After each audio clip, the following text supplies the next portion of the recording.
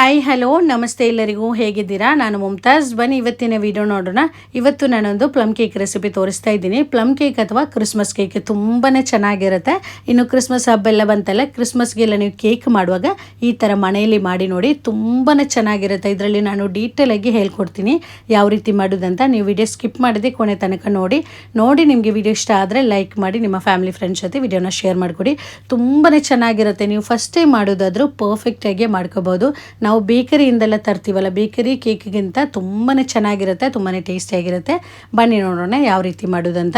ನೋಡಿ, ನಾನು ಇದಕ್ಕೋಸ್ಕರ 1 ಕಪ್ ಮೈದಾ ತಗೊಂಡಿದ್ದೇನೆ. 250 ml ಕಪ್ ಇದು, ಅದರಲ್ಲಿ 1 ಕಪ್ ಮೈದಾ ನೋಡಿ. ಆಮೇಲೆ ಇದಕ್ಕೆ ಬೇಕಿಂಗ್ ಪೌಡ್ರ್ ಮತ್ತು ಬೇಕಿಂಗ್ ಸೋಡಾ ಬೇಕು. ಇದು ಇದೇ ಕಂಪನಿಯದ್ದು ಬೇಕಂತಿಲ್ಲ, ಯಾವ ಕಂಪನಿಯದ್ದು ಸಿಗುತ್ತೆ ಅದು ತಗೊಳ್ಳಿ. ಬೇಕಿಂಗ್ ಪೌಡ್ರ್, ಆಮೇಲೆ ಬೇಕಿಂಗ್ ಸೋಡಾ ಅಂದರೆ ನಾವು ನಾರ್ಮಲಾಗಿ ದೋಸೆಗೆಲ್ಲ ಹಾಕ್ತೀವಲ್ಲ ಸೋಡಾ ಪುಡಿ, ಅದುವೇ ಇದು ಬೇಕಿಂಗ್ ಸೋಡಾ ಸ್ವಲ್ಪ ಸಾಕು. ಇದು ಪೌಡ್ರ್ 1 ಟೀ ಸ್ಪೂನ್ ಬೇಕು ನೋಡಿ. ಸಣ್ಣ ಸ್ಪೂನಲ್ಲಿ ಲೆವೆಲ್ ಮಾಡಿಕೊಂಡು 1 ಸ್ಪೂನು ಹಾಕಿದ್ದೇನೆ. 1 tea spoon baking powder, 1/4 tea spoon baking soda, ಆಮೇಲೆ 1/4 ಟೀ ಸ್ಪೂನು ಉಪ್ಪು, ರುಚಿಗೆ ಸ್ವಲ್ಪ ಉಪ್ಪು. ಇದನ್ನೆಲ್ಲ 2-3 ಸಲ ಚೆನ್ನಾಗಿ ಸೋಸ್ಕೋಬೇಕು ಅದು ನೀಟಾಗಿ. ಯಾಕಂದರೆ ಇದು ಚೆನ್ನಾಗಿ 2-3 ಸಲ ಸೋಸ್ಕೊಂಡ್ರೆ ಒಳ್ಳೆಯದು. ಇದು ಮೈದಾ ಮತ್ತು ಬೇಕಿಂಗ್ ಪೌಡ್ರ್ ಸೋಡಾ ಇದೆಲ್ಲ ಉಂಟಲ್ಲ, ಚೆನ್ನಾಗಿ ಮಿಕ್ಸ್ ಆಗಬೇಕು. ಅದಕ್ಕೋಸ್ಕರ 2 ಸಲ ಅಥವಾ 3 ಸಲ ಎಲ್ಲ ಸೋಸ್ಕೊಂಡ್ರೆ ಒಳ್ಳೆಯದು. ನೋಡಿ ಈ ಥರ ನೋಡಿ 2 ಸಲ ಸೋಸ್ಕೊಂಡಿದ್ದೇನೆ, ಇಷ್ಟು ಸಾಕು. ಇದೊಂದು ಸೈಡಲ್ಲಿ ಇರಲಿ. ಆಮೇಲೆ ನಂತರ ಇದಕ್ಕೆ ಬೇಕಾದ ಸಕ್ಕರೆ ಪೌಡ್ರ್ ಮಾಡ್ಕೋಬೇಕು. 1/2 ಕಪ್ ಸಕ್ಕರೆ, 1/2 ಕಪ್ ಫುಲ್ಲಾಗಿ ತಗೊಂಡಿಲ್ಲ, ಸ್ವಲ್ಪ ಕಮ್ಮಿ ಮಾಡಿಕೊಂಡು ತಗೊಂಡಿದ್ದೇನೆ. ಇದು ಕರೆಕ್ಟಾಗಿ ಬರುತ್ತೆ. ಅದಕ್ಕೋಸ್ಕರ ಅದು ದೊಡ್ಡ ಸ್ಪೂನ್ ಬರುತ್ತಲ್ಲ, ಟೇಬಲ್ ಸ್ಪೂನ್ ಬರುತ್ತಲ್ಲ, ಇದು ಕಪ್ ಇಲ್ಲ ಅಂದರೆ ದೊಡ್ಡ ಸ್ಪೂನಲ್ಲಿ 5 ಸ್ಪೂನ್ ಸಕ್ಕರೆ ಫುಲ್ಲಾಗಿ ತಗೊಂಡ್ರೆ ಆಯಿತು. 5 ಸ್ಪೂನ್ ಸಕ್ಕರೆ ತಗೊಂಡು ಈ ಥರ ಪೌಡ್ರ್ ಮಾಡ್ಕೊಳ್ಳಿ. ಸಕ್ಕರೆ ಪೌಡ್ರ್ ಮಾಡಿಕೊಂಡೇ ಹಾಕಬೇಕು, ಹಾಗೇ ಹಾಕಬಾರ್ದು. ಇದು ಒಂದು ಸೈಡಲ್ಲಿರಲಿ. ಆಮೇಲೆ ಇದಕ್ಕೆ ಬೇಕಾದ ಡ್ರೈ ಫ್ರೂಟ್ಸು ನೋಡಿ, 1/2 ಕಪ್ಪು ದ್ರಾಕ್ಷಿ. ಇದು ಕಪ್ಪು ದ್ರಾಕ್ಷಿ ಪ್ಲಮ್ ಕೇಕ್ ಎಲ್ಲ ಮಾಡುವಾಗ ಇದು ಮಿಸ್ ಮಾಡಬಾರ್ದು, ಕಪ್ಪು ದ್ರಾಕ್ಷಿ ಬೇಕು. ಇದು ಕರೆಕ್ಟಾಗಿ ಗ್ರಾಮಲ್ಲಿ ಹೇಳೋದಾದರೆ 75 ಗ್ರಾಮ್ ಇದೆ. ಇದು 75 ಗ್ರಾಮ್ ಇದೆ ಇದರಲ್ಲಿ. ಅದು ಚೆನ್ನಾಗಿ ವಾಶ್ ಮಾಡಿಕೊಂಡು ಹಾಕಿದ್ದೇನೆ. ಆನಂತರ 1/4 ಕಪ್ಪು ಖರ್ಜೂರ ಲೆಕ್ಕ ಮಾಡಿ 5 ಖರ್ಜೂರ ಕಟ್ ಮಾಡಿ ಹಾಕಿದ್ದೇನೆ. 5 ಖರ್ಜೂರ ಉಂಟು ಇದರಲ್ಲಿ. 1/4 ಕಪ್ಪು ಗೋಡಂಬಿ, 1/4 ಕಪ್ಪು ಟೂಟಿ ಫ್ರೂಟಿ, ಆಮೇಲೆ 1/4 ಕಪ್ ಚೆರಿ ಸ್ವಲ್ಪ ಜಾಸ್ತಿ ಹಾಕಿದರೆ ಚೆನ್ನಾಗಿರುತ್ತೆ. ಅದಕ್ಕೋಸ್ಕರ ನೋಡಿ 1/4 ಕಪ್ಪು ಫುಲ್ಲಾಗಿ ಹಾಕಿದ್ದೇನೆ. ಅದು ಕಟ್ ಮಾಡಿಕೊಂಡು ಹಾಕಿದ್ದೇನೆ. ಇನ್ನು ನಿಮ್ಮ ಕೈಯಲ್ಲಿ ಯಾವ ಡ್ರೈ ಫ್ರೂಟ್ಸ್ ಎಲ್ಲ ಇರುತ್ತೆ ಅದನ್ನು ನಿಮಗೆ ಹಾಕ್ಬೋದು, ಯಾವುದು ಬೇಕಾದರೂ ಹಾಕ್ಬೋದು. ಆನಂತರ ನೋಡಿ ಇದಕ್ಕೆ ಬೇಕಾದ ಲವಂಗ, 1/2 ಟೇಬಲ್ ಸ್ಪೂನ್ ಲವಂಗ, ದೊಡ್ಡ ಚಮಚದಲ್ಲಿ 1/2 ಚಮಚ ಲವಂಗ, 1 ಸಣ್ಣ ತುಂಡು ಇದು ಚಕ್ಕೆ, ಆಮೇಲೆ ಲೆಕ್ಕ ಮಾಡಿಕೊಂಡು 5 ಏಲಕ್ಕಿ. ಇದನ್ನು ಪೌಡ್ರ್ ಮಾಡ್ಕೋಬೇಕು. ಅದು ಮಿಕ್ಸಿಯಲ್ಲೆಲ್ಲ ಪೌಡ್ರ್ ನಾವು ಮಾಡಿದರೆ ಸ್ವಲ್ಪ ಕಷ್ಟ ಆಗುತ್ತೆ, ಯಾಕಂದರೆ ಸ್ವಲ್ಪ ನೀರುವುದರಿಂದ ಪುಡಿ ಮಾಡಲಿಕ್ಕೆ ಸ್ವಲ್ಪ ಕಷ್ಟ ಆಗುತ್ತೆ. ನೋಡ್ಕೊಳ್ಳಿ, ಯಾವುದರಲ್ಲಿ ಕಲ್ಲಲ್ಲೆಲ್ಲ ಪುಡಿ ಮಾಡೋದಾದರೆ ಆ ಥರ ಕೂಡ ಆಗ್ಬೋದು. ಪೌಡ್ರ್ ಮಾಡ್ಕೊಳ್ಳಿ. ಇದು ಒಂದು ಸೈಡಲ್ಲಿರಲಿ. ಆಮೇಲೆ ಇದಕ್ಕೆ ಬೇಕಾದ ನಾವು ಸಕ್ಕರೆ ಇದು ಕ್ಯಾರಮೆಲ್ ಮಾಡಬೇಕು. ಅದು 1/2 ಕಪ್ಪು ಫುಲ್ಲಾಗಿ ತಗೊಂಡಿದ್ದೇನೆ ಸಕ್ಕರೆ. ಅಂದರೆ ನಾವು ದೊಡ್ಡ ಸ್ಪೂನಲ್ಲಿ 6 ಸ್ಪೂನು ಸಕ್ಕರೆ ಉಂಟು ಇದು. ಅದಕ್ಕೆ 1 ಟೇಬಲ್ ಸ್ಪೂನ್ ನೀರು ಜಾಸ್ತಿ ಬೇಡ, ಇಷ್ಟೇ ಸಾಕು. ಇದು ಮೀಡಿಯಂ ಫ್ಲೇಮಲ್ಲಿ ಇಟ್ಟು ನಾವು ಕ್ಯಾರಮೆಲ್ ಮಾಡಬೇಕು. ಇದು ಕ್ಯಾರಮೆಲ್ ಮಾಡುವಾಗ ಲೋ ಫ್ಲೇಮಲ್ಲಿ ಇಟ್ಕೋಬಾರ್ದು ಮತ್ತು ಹೈ ಫ್ಲೇಮಲ್ಲೂ ಇಟ್ಕೋಬಾರ್ದು, ಕರೆಕ್ಟಾಗಿ ಬರಲ್ಲ. ಲೋ ಫ್ಲೇಮಲ್ಲಿ ಇಟ್ಟರೆ ಸಕ್ಕರೆ ಗಟ್ಟಿ ಆಗುತ್ತೆ ಮತ್ತು ಕರೆಕ್ಟಾಗಿ ಬರಲ್ಲ, ಆ ಥರ ಎಲ್ಲ ಆಗುತ್ತೆ. ಅದಕ್ಕೋಸ್ಕರ ಮೀಡಿಯಂ ಫ್ಲೇಮಲ್ಲಿ ಇಟ್ಟು ಮಾಡಬೇಕು. ಅದು ಸಕ್ಕರೆ ಹಾಕಿದ ಕೂಡಲೇ ನಾವು ಇದಕ್ಕೆ ಸ್ಪೂನು ಮತ್ತು ಸೌಟೆಲ್ಲ ಹಾಕಿ ಮಿಕ್ಸ್ ಮಾಡಬಾರ್ದು, ಮಿಕ್ಸ್ ಮಾಡಲಿಕ್ಕೆ ಹೋಗಬೇಡಿ. ಅದು ಮೆಲ್ಟಾಗಿ ಬರುತ್ತಲ್ಲ, ಮೆಲ್ಟಾಗಿ ಬರುವಾಗ ಮಿಕ್ಸ್ ಮಾಡಿದರೆ ಆಯಿತು. ನೋಡಿ ಈ ಥರ ಇದು ಚೆನ್ನಾಗಿ ಲೈಟಾಗಿ ಗೋಲ್ಡನ್ ಕಲರ್ ಆಗಿ ಬರುತ್ತಲ್ಲ, ಸಕ್ಕರೆ ಎಲ್ಲ ಮೆಲ್ಟಾಗಿ ಗೋಲ್ಡನ್ ಕಲರ್ ಆಗಿ ಬರುತ್ತಲ್ಲ, ಆವಾಗ ಸಣ್ಣ ಉರಿಯಲ್ಲಿಟ್ಟರೆ ಆಯಿತು, ಅತಿ ಸಣ್ಣ ಉರಿಯಲ್ಲಿಟ್ಟು ಮತ್ತೆ ಇದು ಚೆನ್ನಾಗಿ ಗೋಲ್ಡನ್ ಕಲರ್ ಮಾಡಿದರೆ ಆಯಿತು. ನಿಮ್ಗೆ ಗೊತ್ತಾಯ್ತಲ್ಲ, ಇದೇ ಥರ ಮಾಡಿದರೆ ಆಯಿತು. ಕೆಲವರಿಗೆಲ್ಲ ಕ್ಯಾರಮೆಲ್ ಮಾಡಿದರೆ ಕರೆಕ್ಟಾಗಿ ಬರಲ್ಲ, ಆ ಥರ ಎಲ್ಲ ಹೇಳ್ತಾರೆ. ಅದಕ್ಕೋಸ್ಕರ ಇದೇ ಥರ ಮಾಡಿ ನೋಡಿ, ಕರೆಕ್ಟಾಗಿ ಬರುತ್ತೆ. ಆಮೇಲೆ ಹೈ ಫ್ಲೇಮಲ್ಲಿಟ್ಟು ಮಾಡಿದರೆ ಇದು ಬೇಗನೆ ಕಲರ್ ಡಾರ್ಕ್ ಆಗುತ್ತೆ ಮತ್ತು ಅದು ಕಹಿ ರುಚಿ ಬರುತ್ತೆ. ಅದಕ್ಕೋಸ್ಕರ ಇದು ಹೈ ಫ್ಲೇಮಲ್ಲಿಟ್ಟು ಮಾಡಬಾರ್ದು. ನೋಡಿ ಈ ಥರ ಚೆನ್ನಾಗಿ ಗೋಲ್ಡನ್ ಕಲರಾಗಿ ಬಂದಿದೆ. ಈ ಥರ ಕಲರ್ ಚೇಂಜ್ ಆಗಿ ಬರಬೇಕು, ಈ ರೀತಿ ಆಗಬೇಕು.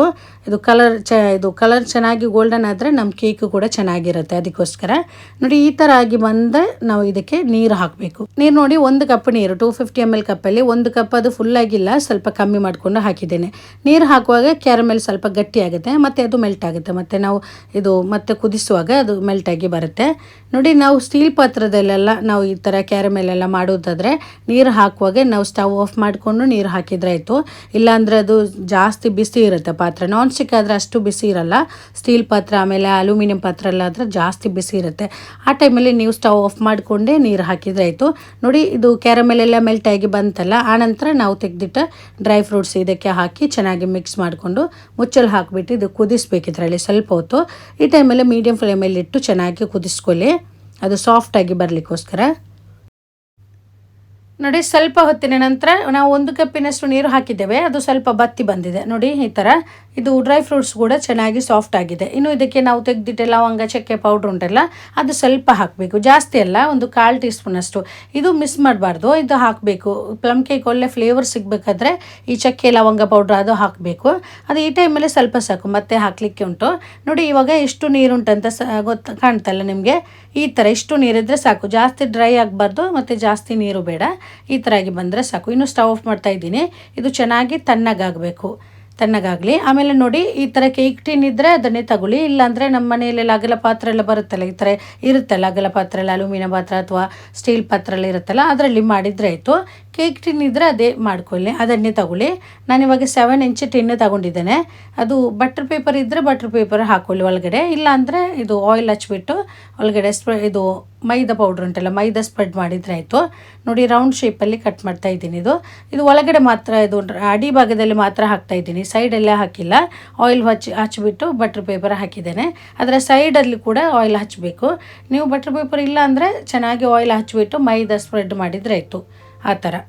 ಇದಿಲ್ಲಿರಲಿ. ಆಮೇಲೆ ನೋಡಿ ನಾವು ಕೇಕ್ ಬೇಕ್ ಮಾಡೋದು ಓವನಲ್ಲೆಲ್ಲ ಈ ಥರ ಸ್ಟವಲ್ಲೇ ಒಂದು ಪಾತ್ರೆ ಇಟ್ಟಿದ್ದೇನೆ ಕೇಕ್ ಬೇಕ್ ಮಾಡಲಿಕ್ಕೋಸ್ಕರ. ಅದು ಸಣ್ಣ ಉರಿಯಲ್ಲಿ ಈ ಥರ ಪಾತ್ರೆ ಇಟ್ಟು ಚೆನ್ನಾಗಿ ಇದು ಬಿಸಿ ಆಗಬೇಕು. ಫಸ್ಟ್ ಇದು ಒಂದು ಅದರ ಮಧ್ಯೆ ಒಂದು ಸ್ಟ್ಯಾಂಡ್ ಇಟ್ಟಿದ್ದೇನೆ. ಇದೇ ರೀತಿ ಪಾತ್ರ ಬೇಕಂತಿಲ್ಲ, ಇದೇ ಥರ ಪಾತ್ರ ಬೇಕಂತಿಲ್ಲ. ಯಾವುದಾದ್ರೂ ಅಗಲ ಅಲ್ಯೂಮಿನಿಯಂ ಪಾತ್ರ ಅಥವಾ ಕುಕ್ಕರೆಲ್ಲ ಇದ್ದರೆ ಕುಕ್ಕರಲ್ಲಿ ಕೂಡ ಮಾಡ್ಕೋಬೋದು. ಕುಕ್ಕರಲ್ಲಿ ಮಾಡುವಾಗ ವಿಸಿಲ್ ಹಾಕಬಾರ್ದು, ಅದರ ಮುಚ್ಚಲು ಮಾತ್ರ ಹಾಕಿದರೆ ಆಯಿತು. ನೋಡಿ ಈ ಥರ ಮುಚ್ಚಲಲ್ಲಿ ಹಾಲ್ಸ್ ಬರುತ್ತಲ್ಲ, ಅದು ಏನಾದರೂ ಅದರಲ್ಲಿ ಅದಕ್ಕೆ ಹಾಕಿ ಅದು ಬಂದ್ ಮಾಡಿಕೊಡಿ. ನೋಡಿ ನಾನು ಫಾಯಿಲ್ ಪೇಪರ್ ಇಟ್ಟು ಅದು ಬಂದ್ ಮಾಡಿಕೊಟ್ಟಿದ್ದೇನೆ. ಇದು ಸಣ್ಣ ಉರಿಯಲ್ಲಿಟ್ಟು ಚೆನ್ನಾಗಿ ಬಿಸಿ ಆಗಲಿ. ಅಷ್ಟರಲ್ಲಿ ಇದಕ್ಕೆ ಬೇಕಾದ ಮೊಟ್ಟೆ ಇದು ಬ್ಲೆಂಡ್ ಮಾಡ್ಕೋಬೇಕು. 2 ಮೊಟ್ಟೆ ಮೀಡಿಯಮ್ ಸೈಜ್ ಮೊಟ್ಟೆ ಮಿಕ್ಸಿ ಜಾರ್ಗೆ ಹಾಕಿದ್ದೇನೆ.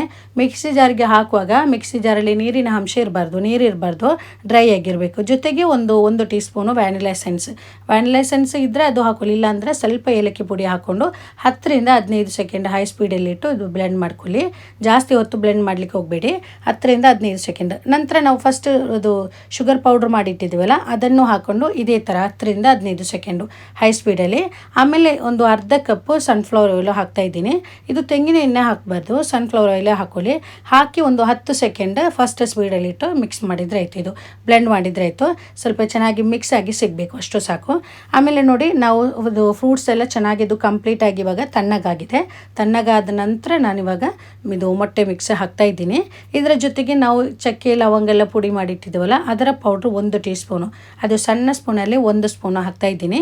ಅದು ಹಾಕಿ ಮತ್ತು ನಾವು ಇದು ಮೈದಾ ಪೌಡ್ರ್ ಮಿಕ್ಸ್ ಮಾಡಿಟ್ಟಿದ್ದ ಬೇಕಿಂಗ್ ಪೌಡ್ರ್ ಸೋಡಾ ಎಲ್ಲ ಹಾಕಿ ಮಿಕ್ಸ್ ಮಾಡಿಟ್ಟಿದ್ದೇವಲ್ಲ ಅದನ್ನು ಹಾಕ್ಕೊಂಡು ಮಿಕ್ಸ್ ಮಾಡ್ಕೊಳ್ಳಿ.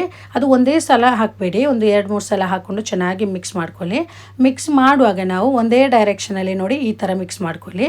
ಆಚೆ ಈಚೆ ಎಲ್ಲ ಮಾಡಿ ಮಿಕ್ಸ್ ಮಾಡಿದರೆ ಕರೆಕ್ಟಾಗಿ ಸಾಫ್ಟಾಗಿ ಬರಲ್ಲ ಕೇಕ್. ಅದಕ್ಕೋಸ್ಕರ ಒಂದೇ ಡೈರೆಕ್ಷನಲ್ಲಿ ಅದು ಫೋಲ್ಡ್ ಮಾಡಿ ಕೊಡಬೇಕು. ಗೊತ್ತಿರ್ಬೋದು, ಗೊತ್ತಿಲ್ಲದವ್ರಿಗೆ ಹೇಳ್ತಾ ಇದ್ದೀನಿ. ಚೆನ್ನಾಗಿ ಈ ಥರ ಮಿಕ್ಸ್ ಮಾಡ್ಕೊಳ್ಳಿ. ಇನ್ನು ಬ್ಯಾಟ್ರಿ ಲೂಸ್ ಆಗಿದ್ದರೆ, ಏನಾದರೂ ಕೆಲವೊಂದು ಸಲ ಲೂಸ್ ಆಗಿದ್ದರೆ ಬೇಕಾದರೆ ಎಕ್ಸ್ಟ್ರಾ ಮೈದಾ ಪೌಡ್ರು ಹಾಕ್ಬೋದು, ನೋಡಿಕೊಂಡು ಬೇಕಾದರೆ ಹಾಕ್ಕೊಳ್ಳಿ. ನೋಡಿ ಇಷ್ಟು ತಿಕ್ಕಾಗಿರಬೇಕು, ಗಟ್ಟಿಯಾಗಿರಬೇಕು ಬ್ಯಾಟ್ರಿ.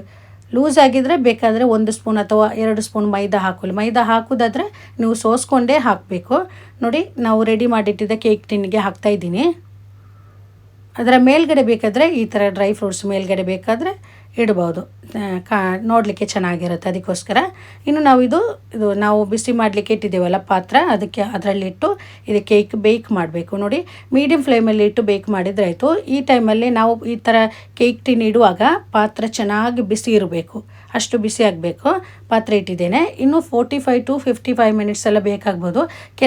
ಕೆಲವರ ಇದು ನಾವು ಸ್ಟವ್ ಎಲ್ಲ ಉಂಟಲ್ಲ, ಸ್ಟವ್ವಿನ ಇದರಲ್ಲಿ ಸ್ವಲ್ಪ ಟೈಮೆಲ್ಲ ಹೆಚ್ಚು ಆಚೆ ಈಚೆಲ್ಲ ಆಗ್ಬೋದು, ನೋಡ್ಕೊಳ್ಳಿ.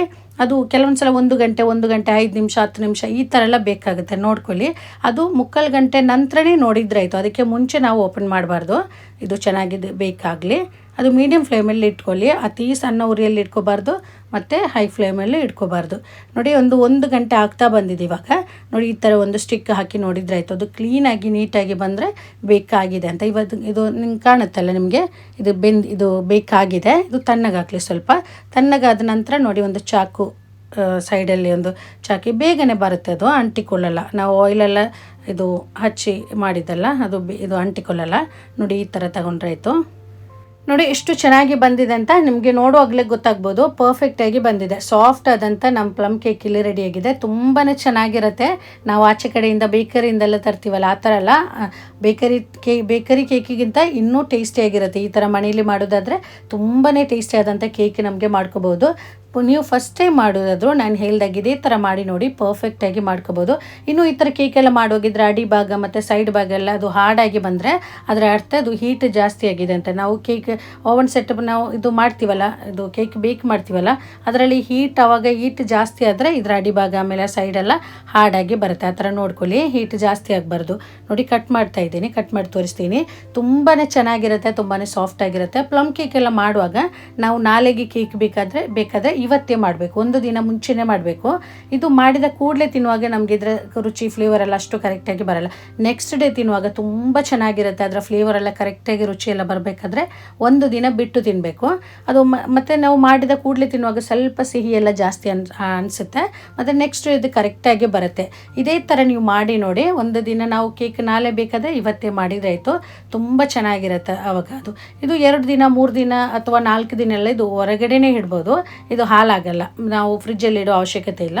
ಹೊರಗಡೆ ಇಟ್ಟರೆ ಇದು ಹಾಲಾಗಲ್ಲ. ತುಂಬ ಚೆನ್ನಾಗಿ ಬರುತ್ತೆ. 1 ದಿನ 2 ದಿನ ಎಲ್ಲ ಬಿಟ್ಟು ತಿನ್ನುವಾಗ ಇದರ ರುಚಿ ಜಾಸ್ತಿ ಆಗುತ್ತೆ. ನೋಡಿದ್ರಲ್ಲ, ಇದರಲ್ಲಿ ಏನಾದರೂ ಡೌಟ್ಸ್ ಇದ್ದರೆ ಕೇಳಿ ನೀವು. ನಾನು ಹೇಳಿದೆ ಏನಾದರೂ ಮಿಸ್ ಆಗಿದ್ರೆ ಅಥವಾ ಏನಾದರೂ ನಿಮಗೆ ಅರ್ಥ ಆಗಿಲ್ಲ ಅಂದರೆ ಕೇಳಿ ನೀವು ಮಾಡಿ ನೋಡಿ. ಈ ಕ್ರಿಸ್ಮಸ್ಗೆ ನೀವು ಕೇಕೆಲ್ಲ ಮಾಡುವಾಗ ಈ ಥರ ಒಂದು ಸಲ ಮಾಡಿ ನೋಡಿ, ನಿಮ್ಗೆ ಎಲ್ರಿಗೂ ಇಷ್ಟ ಆಗ್ಬೋದು. ಇವತ್ತಿನ ರೆಸಿಪಿ ನಿಮಗೆ ಇಷ್ಟ ಆದರೆ ದಯವಿಟ್ಟು ನನ್ನ ಚಾನೆಲ್ ಸಬ್ಸ್ಕ್ರೈಬ್ ಮಾಡ್ಕೊಳ್ಳಿ. ಹಾಗೆಯೇ ಲೈಕ್ ಮಾಡಿ, ನಿಮ್ಮ ಅಭಿಪ್ರಾಯ ಕಮೆಂಟ್ ಮೂಲಕ ತಿಳಿಸಿ. ಮತ್ತು ನಿಮ್ಮ ಫ್ಯಾಮಿಲಿ ಫ್ರೆಂಡ್ಸ್ ಜೊತೆ ವಿಡಿಯೋನ ಶೇರ್ ಮಾಡಿಕೊಡಿ. ಇನ್ನೊಂದು ಒಳ್ಳೆ ರೆಸಿಪಿಯೊಂದಿಗೆ ಮತ್ತೆ ಸಿಗ್ತೀನಿ. Thank you.